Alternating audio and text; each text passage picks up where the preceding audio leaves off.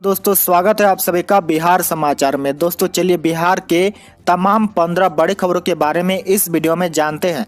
तो फटाफट से आप सभी कमेंट बॉक्स में जरूर बताएं कि आप बिहार के किस जिले में रहते हैं। साथ ही अपनी तरफ से आप इस वीडियो को एक प्यारा लाइक जरूर कर दें। साथ ही आपके मन में अगर कोई भी सवाल हो तो आप हमें नीचे कमेंट बॉक्स में जरूर पूछें।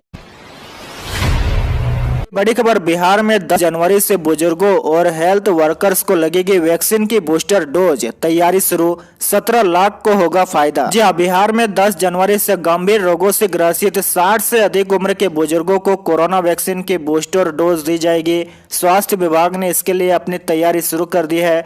राज्य में 60 से अधिक उम्र के करीब 17 लाख बुजुर्गों को इस श्रेणी के तहत बूस्टर डोज दी जाएगी। स्वास्थ्य विभाग ने इस संबंध में केंद्र सरकार को अपनी तैयारियों की जानकारी दे दी है। इसके तहत राज्य में 60 से अधिक उम्र के व्यक्तियों की कुल आबादी के करीब 30% को बूस्टर डोज दी जाएगी। बड़ी खबर, बच्चों का टीकाकरण को लेकर 1 जनवरी से कोविन ऐप पर शुरू होगा रजिस्ट्रेशन, जानिए प्रोसेस। जी हाँ, भारत में बच्चों के कोरोना टीकाकरण की तैयारियां तेज हो गई है। प्रधानमंत्री नरेंद्र मोदी ने पिछले दिनों 15 से 18 आयु वर्ग के बच्चों के टीकाकरण का ऐलान किया था। यह टीकाकरण 3 जनवरी 2022 से शुरू होना है। ताजा खबर यह है कि कोविड-19 वैक्सीन फॉर चिल्ड्रन के लिए रजिस्ट्रेशन की शुरुआत 1 जनवरी 2022 से हो जाएगी।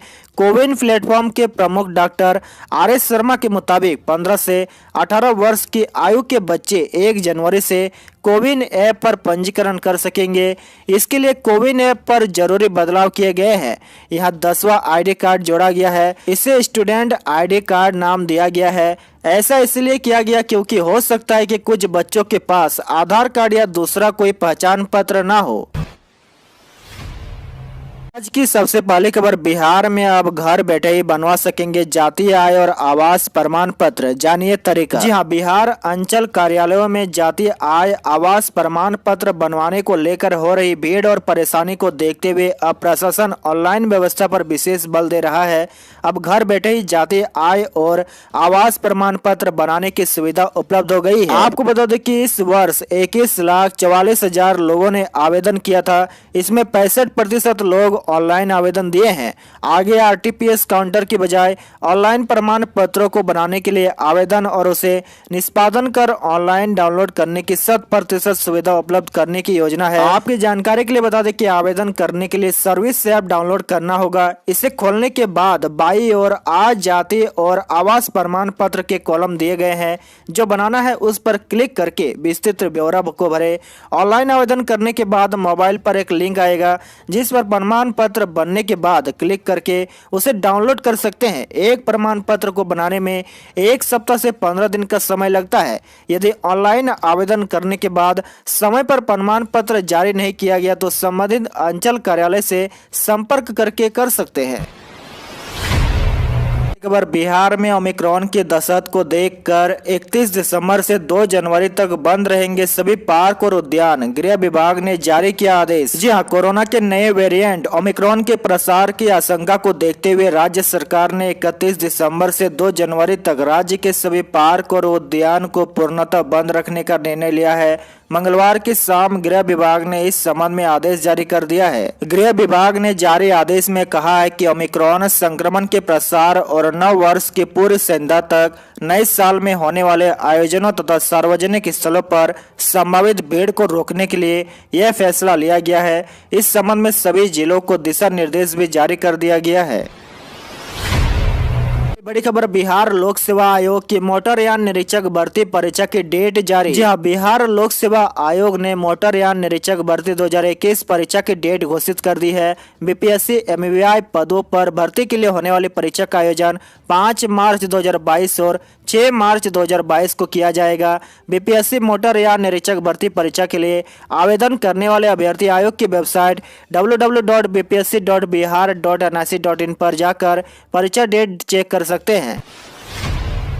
बड़ी खबर, पटना के 24 सेंटरों पर नए साल में निःशुल्क लगेगी बिना सुई वाली जाइकोव डी वैक्सीन, ANM की ट्रेनिंग हुई पूरी। जी हां, नए वर्ष में पटना के लोगों के सामने कोरोना वैक्सीन का एक और विकल्प रहेगा। जिन्होंने अब तक कोरोना की कोई वैक्सीन नहीं ली है वे यह नई वैक्सीन ले सकते हैं। इसका नाम जाइकोव डी है, जिसे भारतीय फार्मा कंपनी जाइडस कैडिला ने बनाया है। यह पूरी तरह से स्वदेशी है। इसकी खासियत है कि इसमें सुई नहीं होगी, इसे विशेष तरह के इंजेक्टर के जरिए लगाया जाएगा। ऐसे में दर्द बिल्कुल भी नहीं होगा। इसे 18 से अधिक उम्र के लोगों को लगाया जाएगा। इसको लेकर पटना में सारी तैयारियां पूरी हो चुकी है। डॉक्टर और एएनएम की ट्रेनिंग भी पूरी हो चुकी है। पटना में फिलहाल इसे 24 सेंटरों पर लगाया जाएगा, जिसमें ग्रामीण और शहरी दोनों ही जगहों के सेंटर शामिल है। अब केंद्र और राज्य सरकार के निर्देश मिलते ही और वैक्सीन की डोज जिले में आ जाने के बाद इसे लगाया जा सकता है। जानकारी के अनुसार इस जनवरी से पटना में लगने का काम शुरू हो सकता है। हालांकि अभी इसकी आधिकारिक पुष्टि नहीं हुई है। आपको जानकारी के लिए बता दें कि जाइकोव डी वैक्सीन का 3 डोज लगाया जाएगा। पहला डोज लगने के 28वें दिन बाद दूसरा डोज लगेगा और 56वें दिन बाद तीसरा डोज लगाया जाएगा। बड़ी खबर, बिहार में स्वैच्छिक रक्तदान करने वालों को मिलेगा स्मार्ट डोनर कार्ड। जी हाँ, बिहार में स्वैच्छिक रक्तदान करने वालों को स्मार्ट डोनर कार्ड दिया जाएगा और उनसे संबंधित जानकारी भी वेबसाइट पर उपलब्ध रहेगी। स्वास्थ्य मंत्री मंगल पांडे ने सोमवार को कहा कि राज्य में अब रक्तदाताओं के लिए स्वैच्छिक रक्तदाता स्मार्ट डोनर कार्ड की व्यवस्था कर दी गई है। रक्तदाताओं को इसकी सॉफ्ट कॉपी पंजीकृत ईमेल आईडी एवं पंजीकृत मोबाइल पर एक लिंक के माध्यम से भेजी जाएगी, जिससे रक्तदाता आसानी से डाउनलोड कर सकेंगे। इसके हार्ड कॉपी भी संबंधित रक्त केंद्र को वितरण के लिए राज्य स्वास्थ्य समिति की ओर से उपलब्ध कराई जाएगी, जिससे रक्त केंद्र रक्तदाताओं को उपलब्ध कराएंगे। साथ ही स्वास्थ्य मंत्री ने कहा कि स्मार्ट डोनर कार्ड में सभी रक्तदाताओं को एक यूनिक पहचान संख्या दी जाएगी। बड़ी खबर, बिहार की फैक्ट्रियों में काम करने वाले प्रवासी कामगारों को मिलेगी विशेष सुविधा। नीतीश सरकार करने वाली है यह व्यवस्था। जी हाँ, बिहार के फैक्ट्रियों में काम करने वाले दूसरे राज्यों के प्रवासी कामगारों को विशेष सुविधा मिलेगी। विशेषकर साल में एक बार उन प्रवासियों को घर आने जाने का किराया मिलेगा। इनकी सुरक्षा सुनिश्चित करने के लिए सरकार अलग से एक टोल फ्री नंबर भी रखेगी। श्रम संसाधन विभाग ने अंतर्राज्यीय प्रवासी कामगारों के लिए यह व्यवस्था की है। विभाग ने कहा कि अगर नियोक्ता दूसरे राज्यों के कामगारों को अपनी फैक्ट्री में रखेंगे तो उन्हें उस श्रमिक को ट्रेन, बस या किसी अन्य यात्री परिवहन माध्यम से रोजगार स्थान से गृह राज्य में उनके निवास स्थान तक आने जाने की यात्रा के लिए किराए के रूप में एक मुश्त राशि देनी होगी। यह राशि ट्रेन में स्लीपर से कम नहीं होगी। अगली बड़ी खबर, बीपीएससी 67वीं भर्ती में वैकेंसी और बढ़ाई गई। देखिए पदों की अपडेट डिटेल। जी हाँ, बिहार लोक सेवा आयोग ने 67वीं संयुक्त सिविल परीक्षा के तहत पदों की संख्या एक बार फिर से बढ़ा दी है। इस बार वैकेंसी की संख्या में 4 पदों का इजाफा किया गया है। ये पद प्रोबेशन पदाधिकारी गृह विभाग के हैं। इस संबंध में बीपीएससी ने नोटिफिकेशन जारी कर दिया है। 67वें में 5वीं बार पदों की संख्या बढ़ाई गई है। अब बीपीएससी 67वें में रिक्त पदों की कुल संख्या बढ़कर 798 हो गई है। बड़ी खबर, बिहार शिक्षा विभाग का ऐलान। शिक्षक के पद पर चयनित अभ्यर्थियों को 25 फरवरी को दिया जाएगा नियुक्ति पत्र। जी हाँ, बिहार में शिक्षक नियोजन से जुड़े अभ्यर्थियों के लिए बड़ी खबर सामने आ रही है। बिहार में प्रारंभिक स्कूलों में शिक्षक के पद पर चयनित अभ्यर्थियों को 25 फरवरी को एक साथ नियुक्ति पत्र दिया जाएगा। आपको बता दें कि बिहार शिक्षा विभाग ने सोमवार को ऐलान किया था कि आने वाले वर्ष के फरवरी महीने के अंतिम हफ्ते में चयनित प्राथमिक शिक्षकों को नियुक्ति पत्र दिया जाएगा। बताया जा रहा है कि प्रमाण पत्रों की जांच के बाद बहाली की प्रक्रिया पूरी की जाएगी। साथ ही आपको बता दें कि 2 दिन पहले शिक्षा विभाग ने सभी जिला शिक्षा पदाधिकारियों को निर्देश दिया था कि काउंसलिंग के बाद चयनित अभ्यर्थियों के सर्टिफिकेट की जांच फरवरी के तीसरे हफ्ते तक पूरी कर ले। इसके बाद बुधवार को भी नियुक्ति पत्र देने की तारीख जारी करते हुए शिक्षा विभाग ने सभी जिला शिक्षा पदाधिकारी और जिला कार्यक्रम पदाधिकारी को चेतावनी दी है कि अगर तय समय तक सर्टिफिकेट की जांच पूरी नहीं हुई तो इसके लिए वह जिम्मेदार माने जाएंगे। बड़ी खबर, नए साल से जेब होगी ढीली। चप्पल, जूते और कपड़ा खरीदना होगा महंगा। खाने के बिल पर भी पड़ेगा असर। जी हाँ, 1 जनवरी 2022 से गुड्स एंड सर्विसेज टैक्स में कई बड़े बदलाव होने वाले हैं, जिसके बाद कपड़े और फुटवेयर और चप्पल महंगा हो जाएगा। इन बदलावों में ई कॉमर्स ऑपरेटरों पर पैसेंजर ट्रांसपोर्ट या रेस्टोरेंट सर्विसेज के माध्यम से प्रदान की जाने वाली सेवाओं पर टैक्स का भुगतान करने का दायित्व शामिल है। फुटवेयर और टेक्सटाइल सेक्टर में इन्वर्टेड ड्यूटी स्ट्रक्चर में करेक्शन 1 जनवरी से लागू होगा, जिसमें सभी फुटवेयर पर 12% जीएसटी लगेगा, जबकि कॉटन को छोड़कर सभी टेक्सटाइल प्रोडक्ट्स पर 12% जीएसटी लगेगा। ऑटो रिक्शा ड्राइवर द्वारा ऑफलाइन या मैनुअल मोड के जरिए से दी जाने वाली पैसेंजर ट्रांसपोर्ट सर्विसेज पर छूट जारी रहेगी, जब किसी भी ई कॉमर्स प्लेटफॉर्म के माध्यम से प्रदान की जाने वाली ऐसी सेवाओं पर 1 जनवरी 2022 से 5% टैक्स लगेगा। वहीं खाने के बिल पर भी असर पड़ेगा। नए बदलाव के बाद स्विगी और जोमेटो जैसे ई कॉमर्स को 1 जनवरी से उनके द्वारा प्रदान की जाने वाले रेस्टोरेंट सेवाओं पर जीएसटी लगेगा।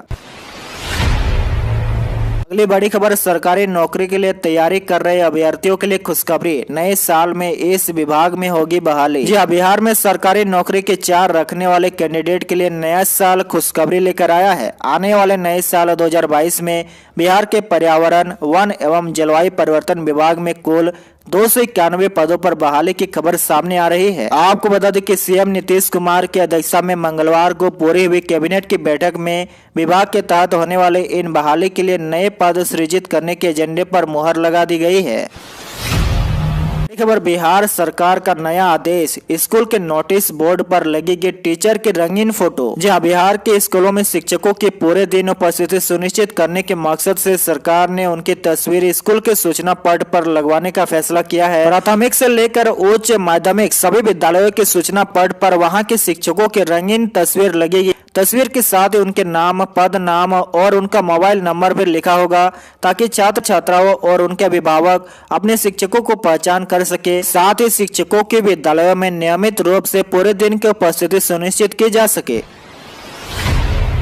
बड़ी खबर, बिहार में इंजीनियरिंग और पॉलिटेक्निक के छात्रों को मिलेगी बड़ी सुविधा, सरकार ने शुरू की तैयारी। जी हाँ, बिहार में नए खुल रहे इंजीनियरिंग कॉलेजों एवं पॉलिटेक्निक के छात्र छात्राओं के लिए सरकार हॉस्टल भी उपलब्ध कराएगी। विज्ञान एवं प्रौद्योगिकी विभाग की मांग पर भवन निर्माण विभाग इसमें आने वाले खर्च का आकलन कर रहा है।